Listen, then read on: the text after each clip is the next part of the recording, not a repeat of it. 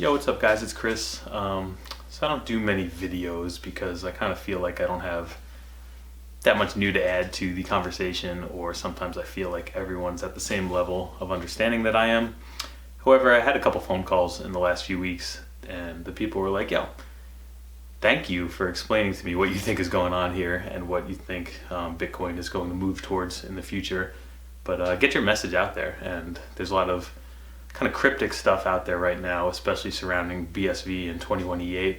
So I'm hoping if I put some of this information out that it'll help people understand what's got me excited and where I think Bitcoin and particularly BSV are moving in the next couple of years. So what's got me excited? Short answer, BSV.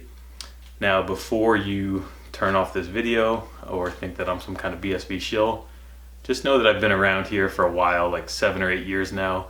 While never completely a BTC maximalist, I really thought that there was a lot of value in the network effects of BTC and trying to build it all on one chain, and having a stable, steady protocol that was kind of slow moving and hard to change. I'm also fascinated with the idea of a money that is run by the people. Very into Austrian economics. I think especially in this day and age, there are so few savings vehicles with negative interest rates, with inflation, and with an overvalued stock market, that we certainly need a digital gold or an alternative to, making 0% on your savings account. So with that being said, after like a few years of following BTC, what got me really excited was this whole idea of the Internet of Money, and specifically the idea of information and value being tied together at the base layer. So I kept hearing that this new internet was being built, first on BTC, then on Ethereum, and really all I've been seeing, number one, everything has left BTC. There's, Lightning projects being built and laps that are coming out in, 18 months. But even all the stuff being built on Ethereum right now is just kind of like a circle jerk. It's just crypto projects for crypto people. There's DeFi, there's banking, crypto kitties, I guess, is the one unique thing. But what I'm not seeing is this whole new internet. However, I am seeing kind of the foundations of this being built on BSV. So specifically, I'm really interested in the projects being built on top of the protocol, specifically things like twetch. I think twetch is a really easy thing to explain. I have a very good use case. I was storing a ton of information on Twitter on my old account, BitConsult LLC. I had images. I was kind of building like a root directory of my favorite quotes and everything like that. That was all wiped out overnight when I got suspended 2 years ago. So yeah, it's been 2 years of a suspension. Twitter never told me why they suspended my account. And that's super frustrating because a lot of the content that I had on Twitter was not anywhere else. It was not on any other social media sites. It wasn't even on some of my computers. So at least now with twetch, even if I lost access to the twetch platform for some reason, I could still recover all of my data through the BSV blockchain, either manually or scraping it or whatever. So it's just a very clear-cut, easy use case of, hey, let's get rid of these walled gardens of information and data being stored on private servers at Twitter and move on to the next step. So most people just look at twetch and they see, oh, you pay to post, and if you go viral and people like your post a lot, you can actually make money. And a lot of people are quick to poo-poo that as, well, if you're not generating a lot of views and a lot of high value content right now, you're not just going to get rich on twetch magically. So that is an interesting use case, specifically where you have to pay to reply. There's less trolls, or at least the trolls that are on twetch are paying you every time that they take your time. So that's very interesting to me. However, I think a lot of people are underestimating what's going on at twetch right now. Aaron and Josh and the team have such a huge vision for what this thing is going to become, and they hint at that a little bit by calling twetch the interface to Bitcoin.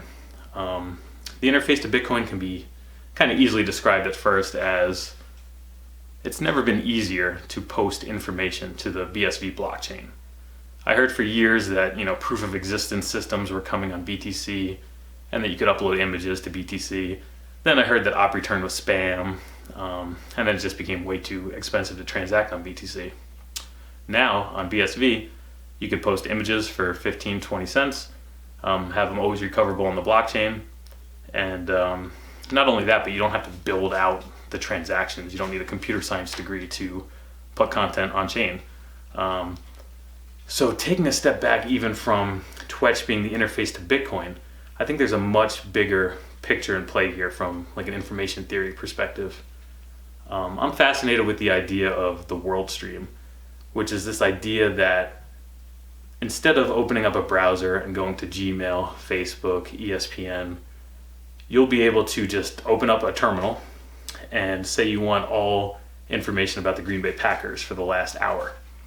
You could just turn a couple knobs, kind of like a radio, and be able to just pick out pieces of information from this world stream that you're interested in.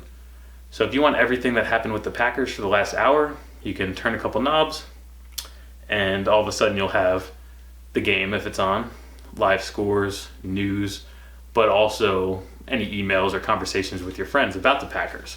So it's just kind of rethinking the internet from the ground up. And that kind of stuff is happening on Twetch and will be released over, the next few months. And it's also very much tied in with the whole 21E8 thing. So 21E8 has drawn a lot of attention, a lot of gravity over the last few months, and not many people really know what it is. I think it's more of an idea than anything, but one specific idea that I can tell you about now is the idea of costly signals. So in nature, there's animals like deer who have big antlers, or birds that have fantastic plumage. Those animals put a lot of time and effort and energy into building out those characters of their biology. Antlers are heavy, they take a lot of energy to make, but what do? They signal that animal is either dangerous or a good mate. The plumage of a bird signifies that it's a good mate. So it's kind of like advertising or self-promotion in one aspect, but it has subtle differences. So you could imagine instead of growing out the plumage, a bird could say, buy a bunch of content or buy a bunch of airwaves and send out ads to the rest of the birds saying, hey, I'm an attractive mate. And there's something fundamentally different there. Both are signaling through cost, either through money or biology or whatever, that, hey, I'm an attractive mate, but they're very different. One is kind of proof of work and the other is kind of, hey, I'm just gonna fill the information waves with this kind of stuff and just force it down your throat until you believe it. So 21E8, more than anything, is kind of an idea that you can take valuable content, hash it using SHA-256 or whatever, then have a nonce that you can change and hash that with your pre-existing hash until you hit a certain data target. Now what that effectively does is it proves not only do I think my content is valuable because I made it, but I'm willing to invest time, energy, electricity into signaling that my content is valuable. When you work that in with Twetch or something like the World Stream, it's kind of a way to promote materials or show that there's valuable information out there. And it kind of signals like skin in the game. Beyond that, there's the idea of just on-demand kind of POW markets where, say you want to restrict the amount of people who could have a conversation. If instead of doing like a proof of stake system where you have to prove that you have like 100 BSV to talk, you can say, hey, generate a hash that meets this parameter like in the next few minutes. And it's kind of like a proof of burn, a little subtly different than just paying to have a seat at the table, but it's not really the final solution. It's not this huge new industry just with that use case, but if you start thinking about it, there's a lot of ways that this can develop into a totally new way to signal the value of information. And there's a lot of like synergy going on between these different BSV projects, including stuff that Jack's doing at Relay. So not only is Relay interesting and built into Twetch and now has one button clicks for likes and branches and everything, so you no longer have to swipe. He's also working on a project called Output Capital, where within like 2 or 3 days, he'll decide if he wants to fund your project or not, set up a direct revenue share off the bat as you're building a platform that gets more and more attention. You'll give a certain amount back to the VC, this new kind of VC that is going to come to exist. However, with Jack and with Output Capital, they're actually stepping out over time so that you're not looking to get out from under your VC. You're not looking for that buyout target. You know that you got a little bit of upfront funds to build out your project, that you have to give a certain amount of that to the person who's supporting your project, but eventually they'll be out. Their stake halves every certain amount of time, and it'll kind of fix the idea of constantly looking for buyouts and the power that VCs have over companies now.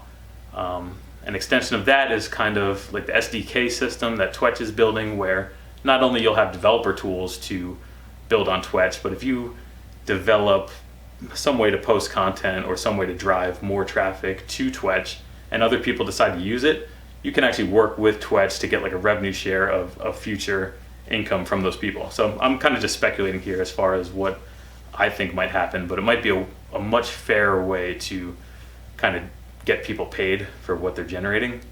And I kind of just love what I've seen already on Twetch, where not only the stuff that I mentioned already, but kind of like flipping VC on its head by just building Twetch with very basic features from day one, and then adding stuff like dark mode for $1 a person.